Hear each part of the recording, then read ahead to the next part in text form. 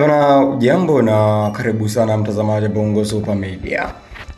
Kama ambavyo nafahamu kwamba hivi karibuni kulikuwa na kampeni ya no reforms no election kupitia katika chama cha demokrasia na maendeleo Chadema. Sasa jana taarifa kutoka mahakamani zimeeleza ya kwamba Chadema wamefungiwa kampeni hizo kwa siku 14. Hivyo hivi sasa Chadema hawaendelezi kampeni yao ya no reforms no election.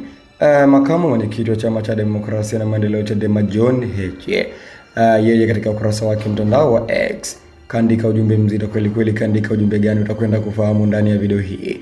Cha kufanya ni kubonyeza alama ya kusubscribe ili uwe mtu wa kwanza kupata video mbali kutoka hapa Bongo Super Media na bila kupoteza muda.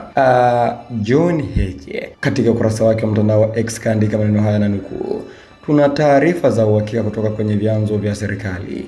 Serikali imepaniki kwa sababu ya ziara ya no reforms no election kupokelewa kwa kuungwa mkono na Watanzania.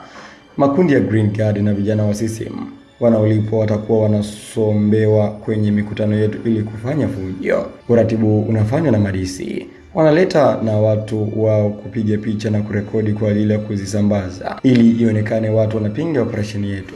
Mikutano yetu iko kwa mujibu wa utaratibu wa kisheria. Tanpol timizeni wajibu, wananchi hawatakubali uhuni kwenye mikutano yao. Mwisho kunukuu. Maana yake ujumbe ambao kaandika hapa eti ni kutokana na fujo ambazo mara kadha wa kadha zimekuwa zikitokea katika mikutano yao ya no reforms no election.